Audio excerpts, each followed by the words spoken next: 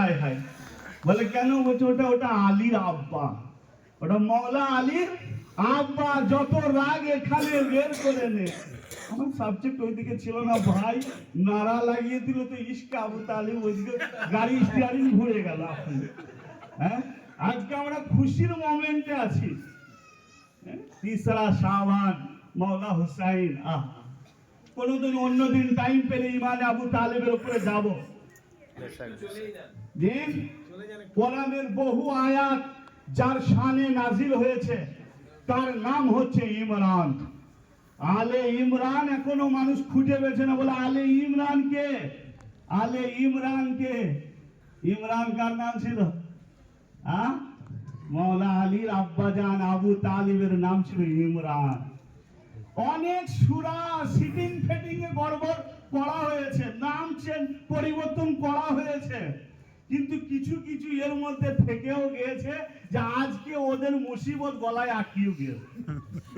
বলে চোর যতই চালাক হোক না কেন, যত সিভিল ভাবে চুরি করুক না কেন, এমন কিছু সত্য এবং প্রমাণ অথেন্টিক দলিল থেকে যায় যেটা চোর লক্ষ্যই করে না। পরবর্তীতে ওই প্রমাণের লেগে আবার চোরকে সাজাও ভোগ করতে হয়। অনেক সেটিং ফিটিং করার পরেও কোরআন থেকে কিছু আয়াত নিজেই বুঝতো না, তা আয়াতটা বার করবে কি করে? আরে কোরআন समझने के लिए যার উপরে কোরআন নাজিল হয়েছে সে রাসূলকে আগে জানতে হবে। বেশক বেশক বেশক। কোরআনের সম্পর্কে আল্লাহ বলছেন যদি পাহাড়ে আমি নাজিল করে দিতাম না তো পাহাড় রেজা রেজা হয়ে যেত। এত কোরআনের পাওয়ার ছিল, এত ভার ছিল কোরআন। সেই কোরআন পাহাড়ের থেকেও যে জিনিসের উপরে নাজিল হচ্ছে সেটা হচ্ছে আপনার আমার রাসূলের অন্তরের উপরে নাজিল। ये तो कौन है लोगों का कि কোরআন আল্লাহর বাণী। মানুষ কখনো শুনেই নাই আল্লাহর কথা, কিন্তু বলেছে আল্লাহর বাণী। জবান তো মুহাম্মদুর রাসূলুল্লাহর ছিল, ভাষা তো মুহাম্মদুর রাসূলুল্লাহর ছিল। কোন সাহাবীর বাপের অজ্ঞা ছিল, ক্ষমতা ছিল যে আল্লাহর তরফ থেকে জিবরিল যখন বাণী নিয়ে আসতেন তো লিখে দিয়া রসুলের ওপরে আসতো, রসুলের অন্তরে আসতো। আরে রসুল কি তো বুঝতে পারো নাই? যদি বুঝতে পারতে তাহলে মুনাফিকি করতে না। রসুল যাদেরকে ভালোবাসতেন সেই জিনিসগুলোকে তোমরাও ভালোবাসতে। আজকে মৌলভী সাহেবরা দেখবেন বলে মিষ্টি খাওয়া সুন্নত। বলে হ্যাঁ, মিষ্টি খাওয়া সুন্নত। চলো ঠিক হ্যাঁ, মিষ্টি খাওয়া সুন্নত। ভাতের পরে প্লেট নিয়ে চলে আসছে, মিষ্টি খান। মিষ্টি আমি খাই না। বলে সুন্নত মৌলভী সাহেব। আচ্ছা কেন? বলে রসুল খেতেন। আচ্ছা, তো রসুল যে আলো আওলাদকে এত ভালোবাসতেন, এত ভালোবাসতেন যে মওলা হুসাইন জন্মগ্রহণ করছেন মদিনায় ৪র্থ শাবান, ৩রা শাবান ৪র্থ হিজরি। হিজরি সাল ৪ বছর, যে বছর ৪র্থ বছর আল্লাহ রসুল মদিনায় এসছেন হিজরত করে, সেই বছরে মওলা হুসাইন আসছেন দুনিয়াতে।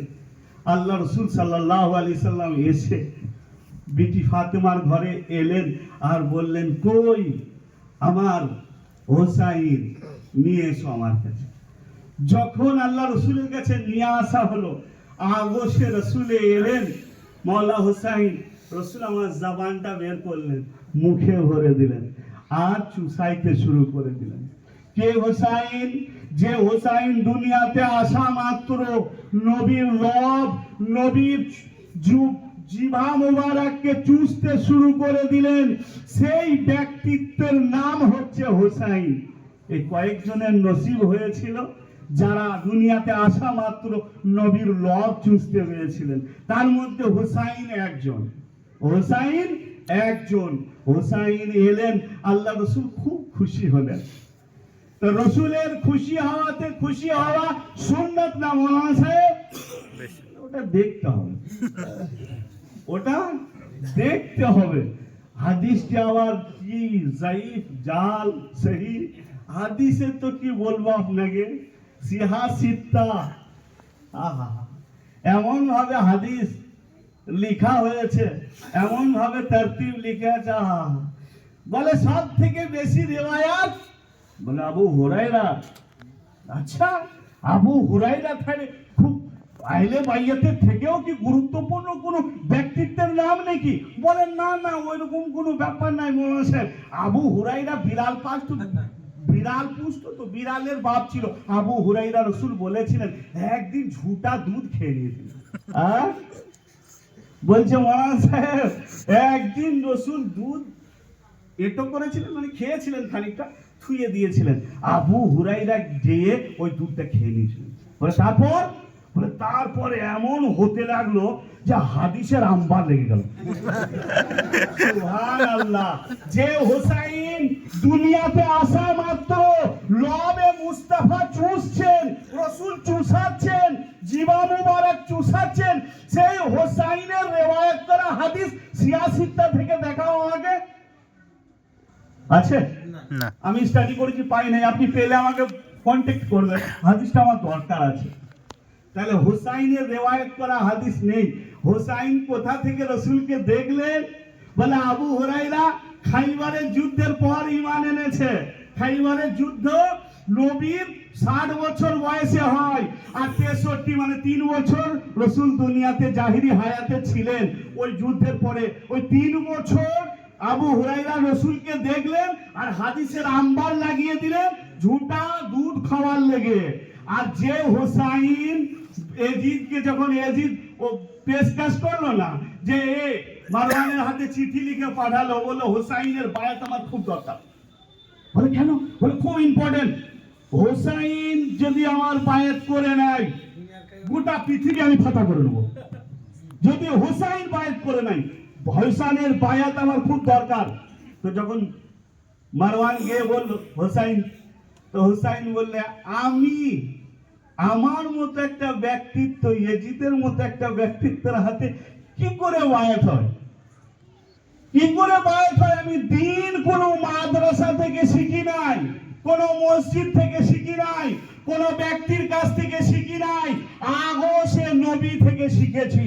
নবীর জায়গার উপরে বসে আমি দ্বীন ইসলাম স্টাডি করেছি, কোরআন বুঝেছি, নবীর সিরাত দেখে, আর সমস্ত কিছু আমার ইলম হচ্ছে নবীর দিয়া, নবীর কাছ থেকে আমি নিয়েছি।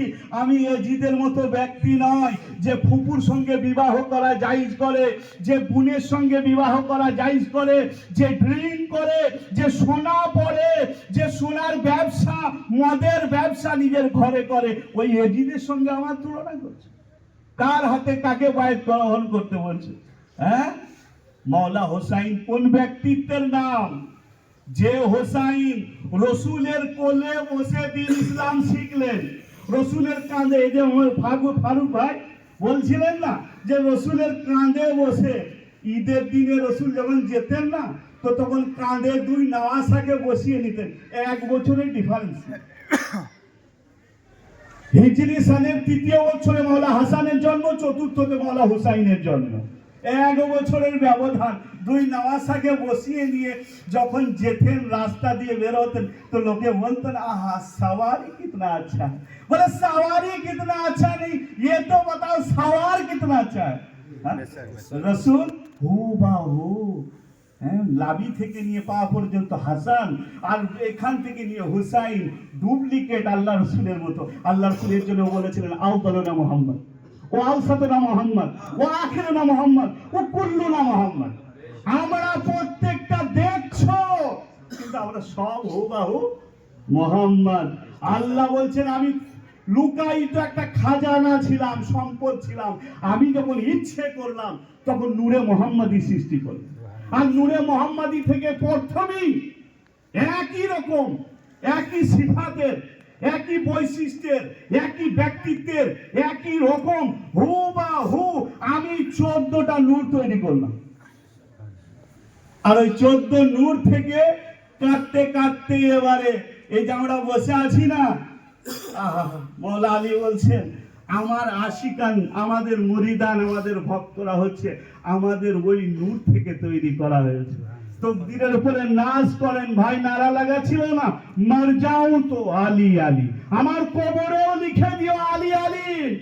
বেশাক, মৌলা আলী গর্ব করতেন ভক্তদের উপরে যে যদি আমি সালমানকে মৃত্যুর পরেও ডাকি তো কবর থেকে লাব্বাইক বলে চলে আসবে। বেশাক, যদি আবু বেশাক। জারকে আমি ডাকি মৃত্যুর পরে তা আবু জার কবর থেকে বেরিয়েছে লাব্বাইকে মৌলা বলে দাঁড়িয়ে যাবে।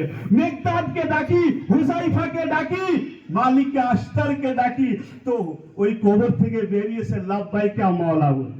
আমাদের তকদির ভালো যে আমাদের অন্তরে আহলে বাইয়াতের মোহাব্বত আছে। বেশাক, বেশাক।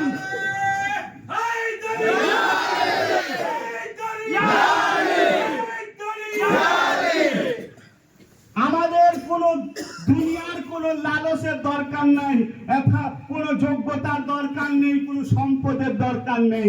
আমরা এটা নিয়ে গর্ববোধ করি আলহামদুলিল্লাহ, আলহামদুলিল্লাহ, সুম্মা আলহামদুলিল্লাহ যে আল্লাহ তাআলা তাআলা আমাদের অন্তরে আহলে বাইয়াতের মোহাব্বত দিয়েছে।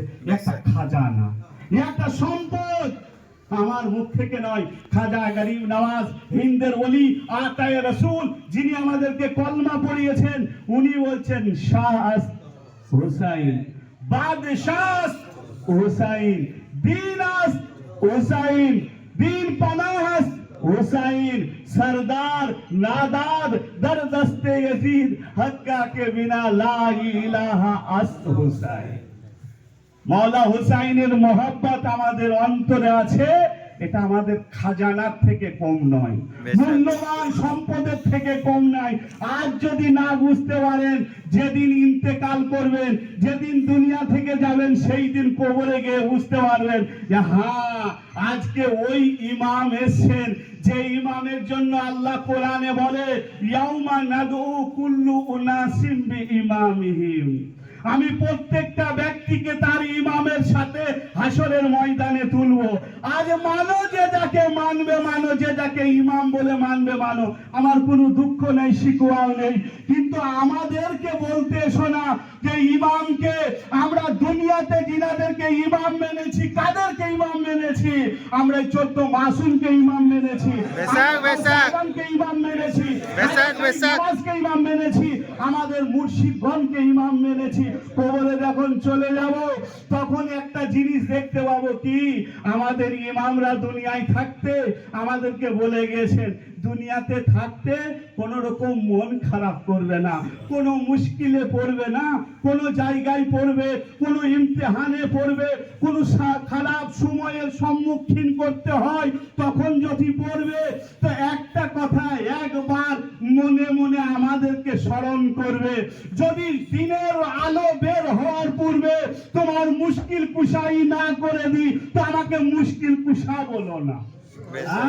আমরা ওই ইমামকে মানি যে ইমাম দুনিয়া থেকে যাওয়ার পূর্বে বলেছিলেন আমার মান্যকারীরা শোনো, আমি আলী তোমাদের কবরে আসব, তোমাদের হাসরে আসব, তোমাদের পুলসিরাতে আসব, তোমাদের মিজানে আসব, ঘবরানা नहीं। एक आशिके अहले बैयत से पूछा गया कि कब्र में जब जाओगे तो क्या बताओगे? तो वो बोलছেন যে আমি কবরে গিয়ে বলবো মুনকির নাকিরকে না हम हिसाबी ना किताबी, हम हिसाबी भी नहीं किताबी भी नहीं, फकत इतना पता है सुना था दुनिया में कि मरने के बाद कब्र में आली आते हैं इसलिए आया हूं।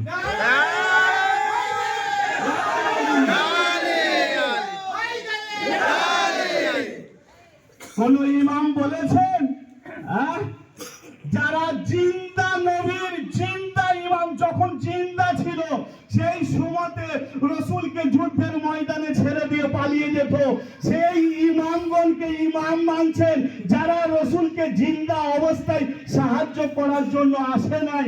আপনার আমার কবরে আসবে? বুঝেন কে রাসূলকে যুদ্ধের ময়দানে ছেড়ে দিয়ে চলে গেছিল? मौलाना साहब हादिस का तो अंबार लगा के बैठे हो ना, लाइब्रेरी खोल दिए हो, इतना इतना इल्म तुम्हारे पास है तो ढूंढो। আমাকে একজন মৌলানা সাহেব একদিন প্রশ্ন করে বলে আচ্ছা ও কে পালিয়ে গিয়েছিল ছেড়ে দিয়ে? আমি নাম क्यों बताए भाई, নাম क्यों बताए कि কে ছেড়ে দিয়ে পালিয়ে গিয়েছিল? আমাদের ইমামরা তো বলেছিলেন যে যারা ছেড়ে দিয়ে পালিয়ে গিয়েছিল তাদের নাম তো ফরিস্ট আছে, খুঁজো লিস্ট। রসুলকে এত ভালোবাসতেন, মিরাজের রাত্রিতে আল্লাহ রসুল যেদিন হিজরত করে মক্কা থেকে মদিনা যাবে, বুখারীর রিওয়ায়াত বলছেন উট কার কাছে আছে, তো ব্যক্তি বলছেন আমার কাছে আছে দুটো নাহলে তিনটে। বলে তাহলে খুব ভালো হলো, হিজরত করে যাব উঠে। বলছেন উট বিক্রি করার জন্য আছে, উট বিক্রি করার জন্য আছে। এত আশিকে রসুল ছিলেন, এত মাল ধন দৌলত কুরবান করেছিলেন যে রসুলের সামনে ঢের লাগিয়ে দিতেন, আম্বার লাগিয়ে দিতেন। রসুলকে ইয়েতিম ছিলেন। হ্যাঁ, রসুল যে ফ্যামিলি থেকে বিলং করতেন না, সে ফ্যামিলি কোনো এরকম ছোটখাটো ফ্যামিলি ছিল না। যখন 3 বছরের জন্য 1400 হাশমিকে বয়কট করে ওই পাহাড়ের ঘাটির দিকে তাড়িয়ে দিয়েছিল, তখন আবু তালিব উঠে বলেছিলেন 1400 হাশমিকে 3 বছর খাবার আমি আবু তালিব খাবো। হ্যাঁ, আজকে ফাজাইল বয়ান করছে বলে ঘরে কিছু ছিল না। আরে আকা নবী মোহাম্মদ রাসূলুল্লাহর আখলাক ছিল, বলে মাল তো অনেক ছিল, রাখতেন না কাছে, দান করে দিতেন, খইয়ে দিতেন ব্যক্তিদেরকে। কার মাল সব থেকে কাজে লেগেছে ইসলামে? সেই আবু তালিবের নাম ঢেড়া কাটি মেরে রেখে দিয়েছো। বলে কি? বলে বলে কলমা বলে নেই, বলেন না। বলে রসুলের এত সুন্দর করে। হ্যাঁ, এ ভাই হুজুর পীর কিবলা আপনার আমার স্নেহের ভাইজান ইনি বসে আছেন, আমি যদি জিজ্ঞাসা করি বা আমি কালকে কাউকে গিয়ে যদি বলি আপনি কি বলবেন? আরে মৌলানা সাহেব উনি কলমা পড়ে নাই, বলেন না। সৈয়দ জাদা আজমের খানজা রসুলুল্লাহর আলাউলাদ, রসুলের খুন ওনাদের ভেতরে। এত লোককে আশিকে আহলে বাইয়াত করে দিলেন, এত লোককে আহলে বাইয়াতের ছত্র ছায়ায় নিয়ে এলেন, নিজে কলমা পড়িয়ে মুরিদি করেন, পীর মুরিদি করেন। আমি কলমা পড়েন? আমি তো দেখলাম, শুনতেই তো পেলাম। যদি কলমা পড়তেন আমি শুনতে পেতাম না। আবু তালিবের কলমা শুনবে যে সে ব্যক্তি ছিল কোথায়? কোথায় ছিল আবু তালিবের কলমা শুননেওয়ালা? যখন রসুলের পাশে কেউ ছিল না, তো আবু তালিব ছিলেন। আর আবু তালিব কি বলছিলেন? সূরা দোহা খুঁজুন, একবার খুলুন। হ্যাঁ, সূরা দোহা একবার পড়ুন তো, কারো মুখস্থ আছে?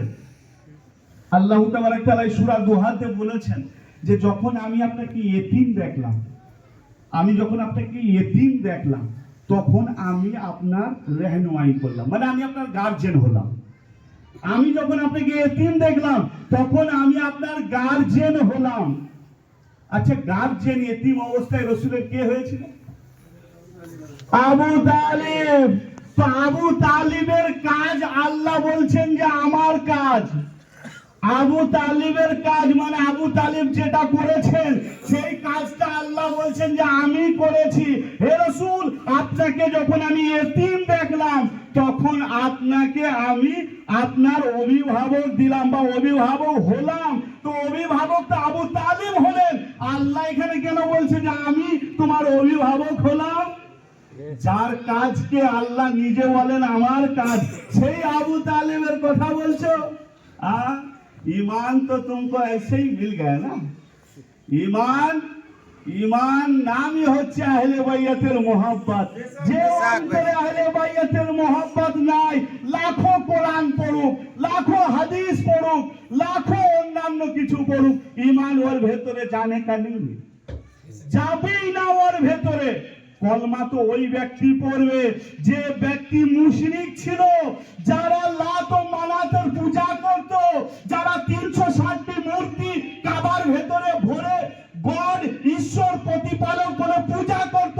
আবু তালিবকে কোন ব্যক্তি যদি দেখে থাকো যে লাত আর মানাতের পূজা করেছে, ব্যক্তির নাম বলো, বলো ব্যক্তির নাম যে আবু তালিবকে দেখেছিলেন লাত আর মানাতের পূজা করতে। দ্বীনে হানাফ কাকে বলে?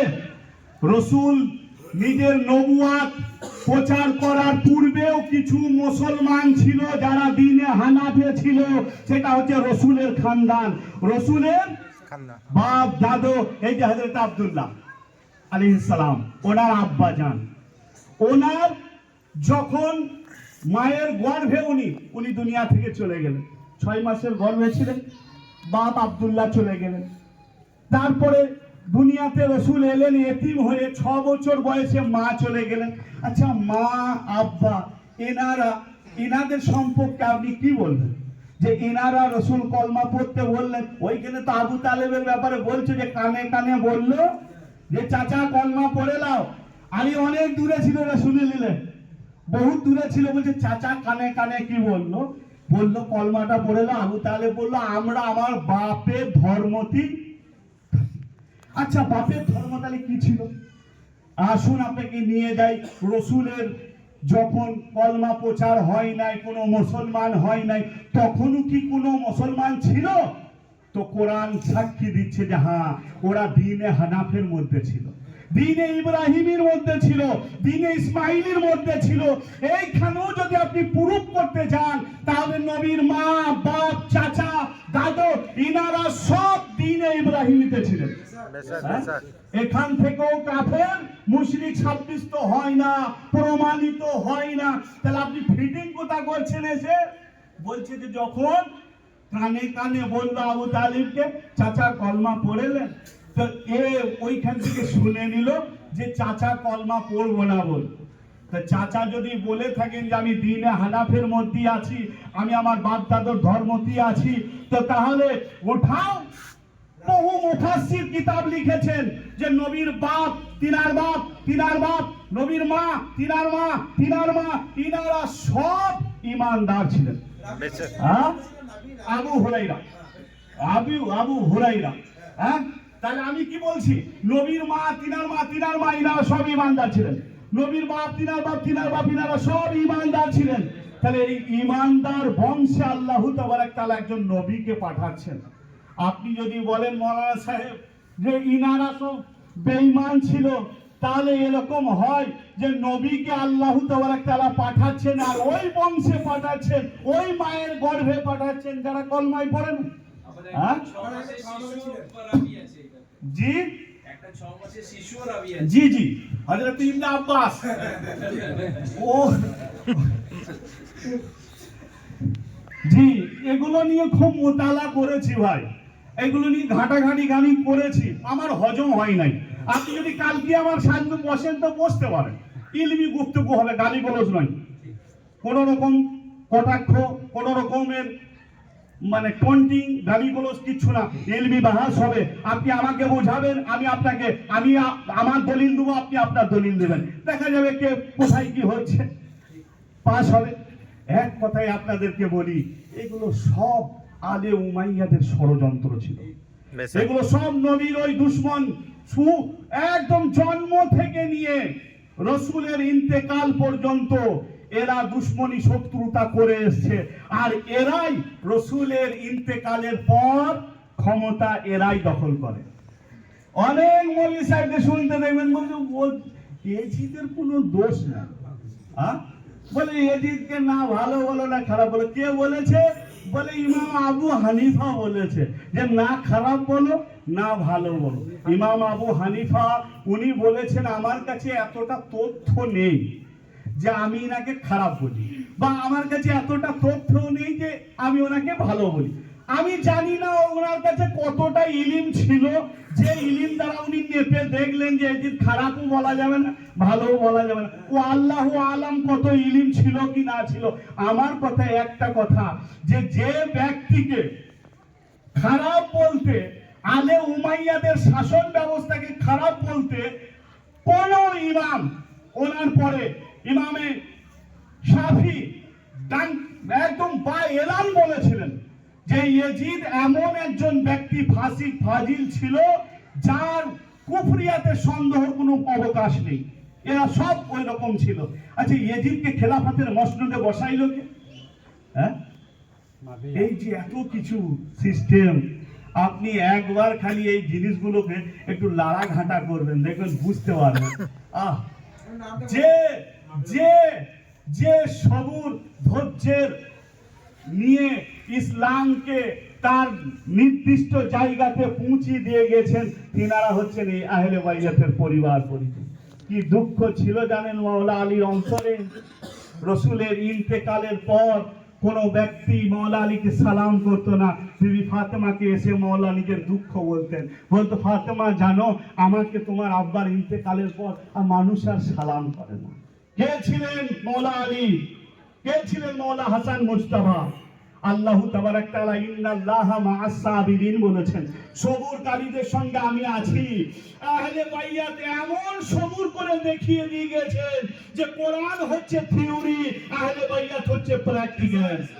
আইয়ুব আলাইহিস সালামের সবুর ওনার জায়গায়, আইয়ুব আলাইহিস সালাম ধৈর্য যদি আহলে বাইয়াতের দেখে তো ওইখানে এসে সালাম করবে যে আমি আইয়ুব তোমাদের এই ভক্তি এবং তোমাদের এই ধৈর্যকে আমি স্যালুট করি, সালাম করি। তার নাম ইমামে হুসাইন। যারা লোভ লালসা কিঞ্চিত পরিমাণ ছিল না, ইমামে মুবিন যাকে আল্লাহ ইমাম করে পাঠিয়েছিলেন, রসুলের পরে যাদের কাঁধে দায়িত্ব ছিল দ্বীন ইসলামকে প্রচার ও প্রসার করার জন্য। কোন ইসলাম? নবীর ইসলাম, মুআবিয়া ইসলাম না। মুআবিয়া ইসলাম অনেক আছে, 57টা দেশ আজকে, মেলা রাষ্ট্রপ্রধান আজকে, আর মুআবিয়া ইসলামে ভরে গেছে দুনিয়া। কিন্তু ওই ইসলামের আমার দরকার নাই। একটা ইসলামের দরকার আছে, সেটা হচ্ছে হুসাইনি ইসলাম, রসুলের ইসলাম, মাওলা আলীর ইসলাম, যার ঐতিহ্য বহন করছে আজকে একজন 86 বছরের বৃদ্ধ সৈয়দ আয়াতুল্লাহ খামেনি। হ্যাঁ, নবীর আলাউলাদ, নবীর পরিবার পরিজন বলে, শোনো, দিন তোমার বাপের পৈতৃক সম্পত্তি নয়। আমরা দিন ইসলামকে সেচেছি। কোন জায়গায় জুলুম হলে আমার দাদর সুন্নত মাওলা হুসাইনের জুলুমের সামনে মাথা হ্যাঁ করব না। সব চলে যাক, সব চলে যাক, খানদান সব চলে যাক, আলী আসগার চলে যাক, অনো মোহাম্মদ চলে যাক, আলী আকবর চলে যাক, সব চলে যাক, সর ঝুকাऊंगा, সর ঝুকাবো না। ওই ইসলাম, যে ইসলাম ওই সিনা বাই সিনা বুজুর্গানে দিনদের ওই সিনা থেকে আমাদের সিনাতে ট্রান্সফার হয়েছে। আজকে যতটুকু সাদকা ইনাদের ক্রেডিট, ইনাদের কর্ম, ইনাদের যে খানকাহ থেকে যে ধর্ম আমরা পেয়েছি, এই ধর্মের বলি যে আজকে আমি এখানে দাঁড়িয়ে আপনাদের সামনে বলছি।